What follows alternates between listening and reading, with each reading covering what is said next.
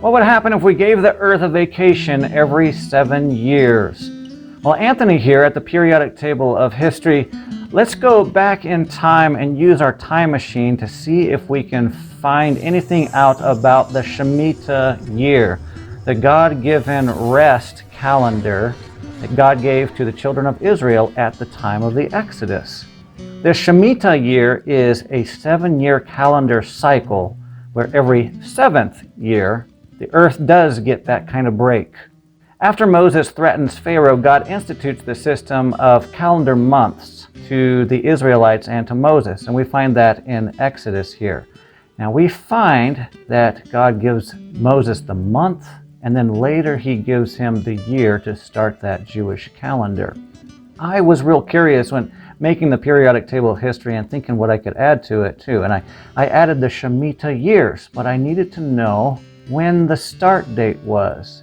And so I needed to know when the Exodus was. We can go back in time right here using our super duper time machine. We can align 6 different rulers to find our answer of when that Exodus was.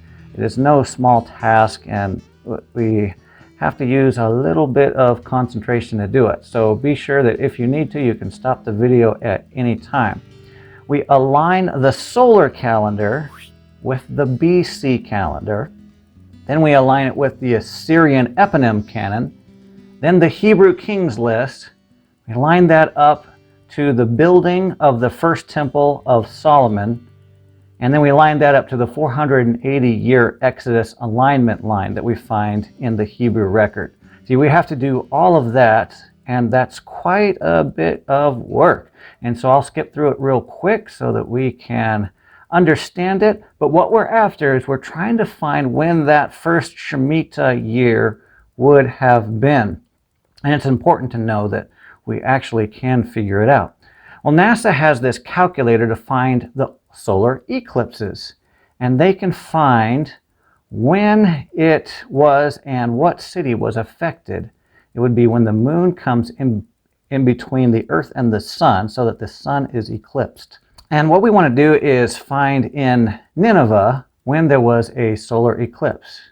We find out on the solar NASA calendar, minus 762 on June 15th, there was an eclipse over Nineveh.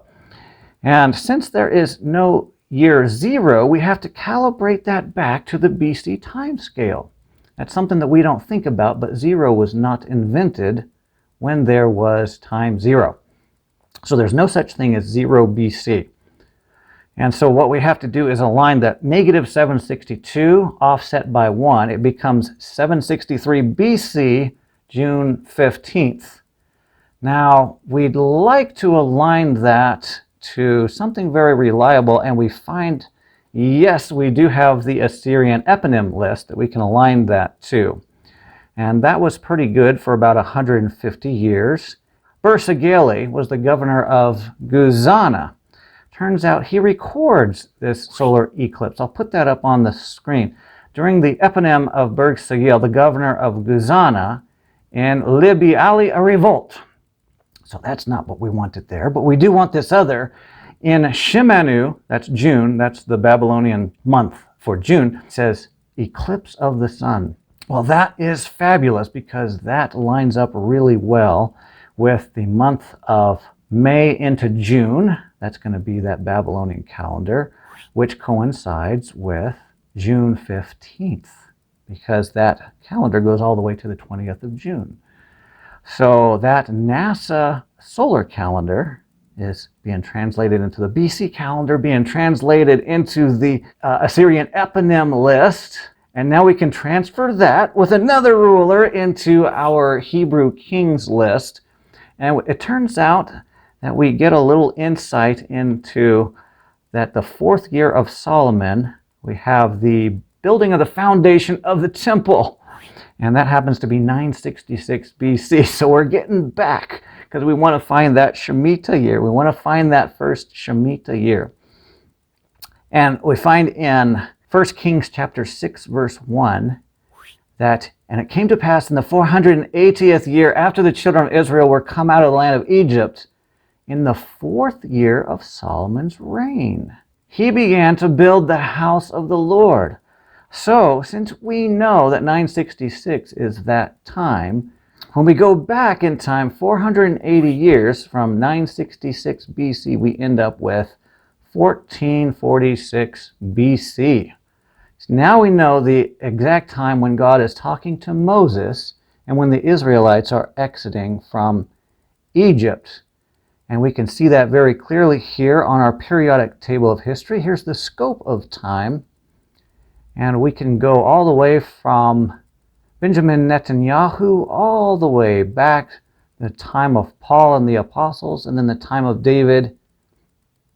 And what we're really thinking about is that time of Saul, and then going back to the time of the Exodus. That is all right in here. And I have some time bars in here so we can figure out when these things are. Well, you can already see I have some really small, I guess you'd say, boxes with the curved corners, a whole bunch of them in a row, because I'm coming back to a point in time that is pretty close to the Exodus.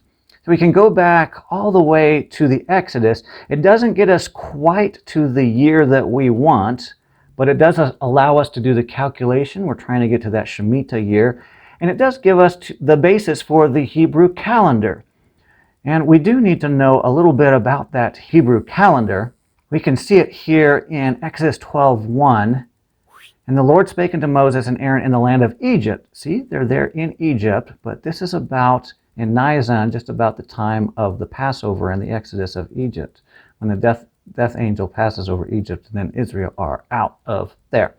See, this month shall be unto you the beginnings of months. It shall be the first month of the year to you. See, that is fabulous. So this whole study gives us a little bit of insight into the Jewish calendar. The months go, well, they start at Nisan, and that's the one that's really important because God tells us that's the first month.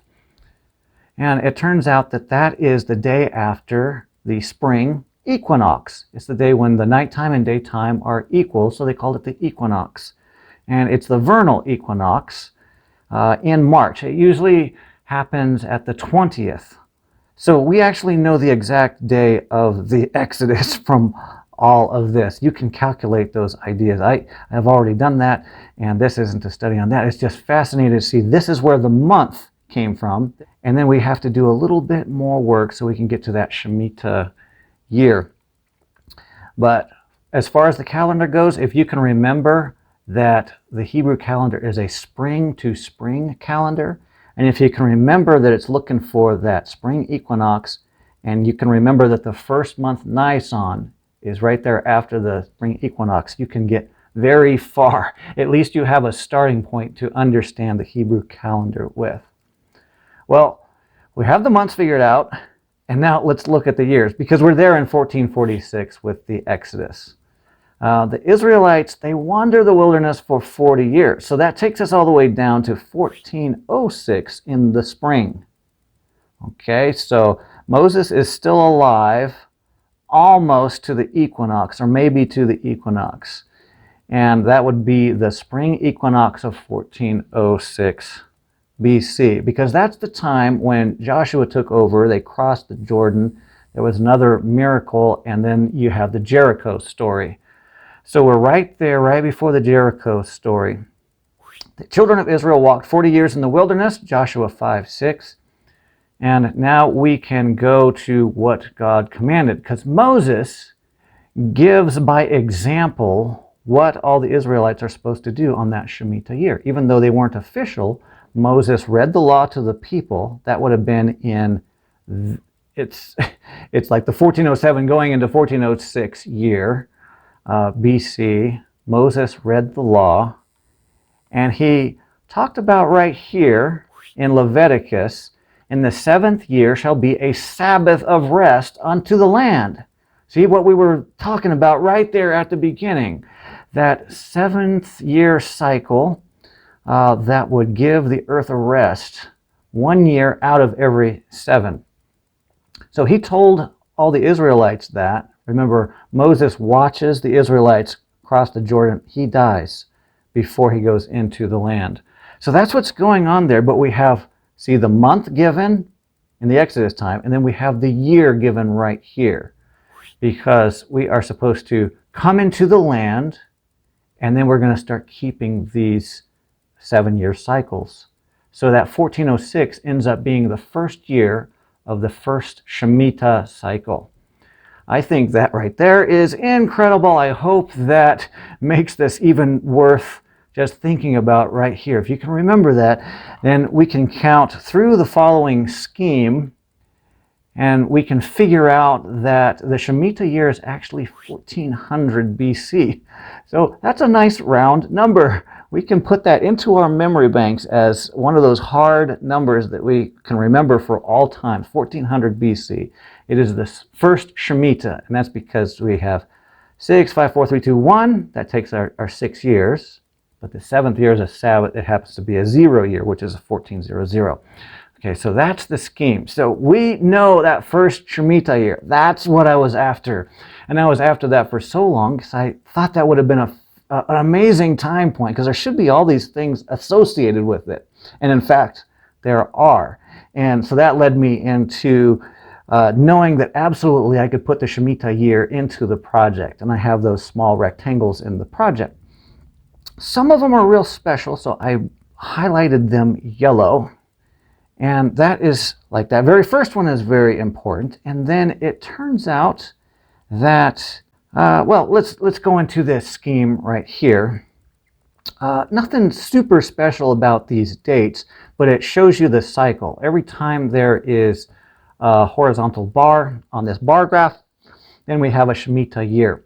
So the first one is 1400. We have another one 1393, 1386, 1379, 1372. See, this can keep on repeating as long as we have data, as long as the Jews kept this year. So you can see the cycle right there and equate it. If you don't quite understand it, you could pause the video and think about it for a little bit of how that 7-year cycle is repeating. But we can think of it about an analogy to the Olympics. See, the first Olympics happened in 776, and that occurs every 4 years. That is something tangible to us now. Olympics happens, then there's training for 3 years. Another Olympics happens, and then there's training for 3 years.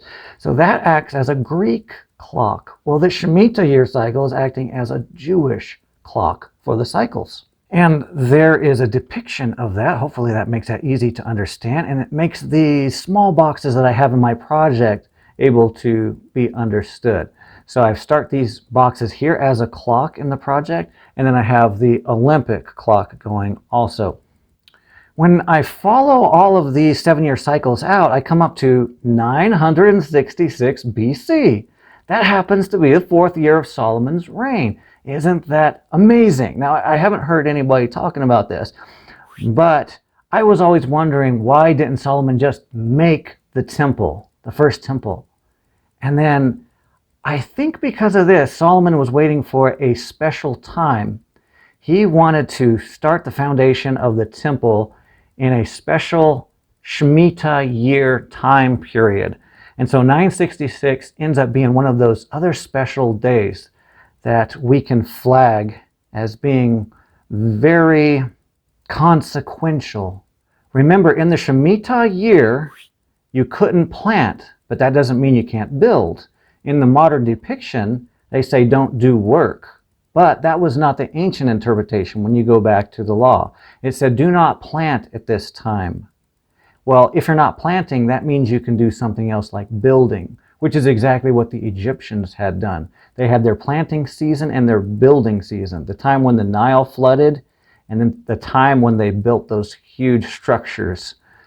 So the Israelites are doing the same exact thing. They're having a rest, and then instead of planting their crops, now you have all these workers that are just sitting there, but now you have these great building projects. So they start building the temple in that Shmita year. And then there's also another special thing, debt cancellation for the Jews. That is fabulous. You think of just flattening everything and then thinking this is the year we depend upon God, and then everyone is free again. That is amazing. It reflects faith, stewardship of the land, reliance on God. So that is fabulous. Well, I wanted to see if there were other dates that completed this calibration. The clue to finding them is whenever Israel read the law. If you were a Jew, then you knew that every 7 years they would say, okay, we're stopping everything, we're bringing the law out, everybody assemble, the king is going to read the law, or the scribes are going to read the law with the king present, and then everybody is going to make a vow to the Lord. So this happened every 7 years, keeping everybody on track. We see that in Deuteronomy 31. Read this law before all Israel in their hearing. See, that would have been right before Moses died, before the people went into the promised land. Well, when they went into the promised land, that was the first year that started the cycles. And then that 7th year, they would read the law. And then they would complete this, keep on doing this, all the cycles they're on. So whenever you see in Scripture it says, we read the law, then this king read the law, then you can see that there is a Shemitah year present.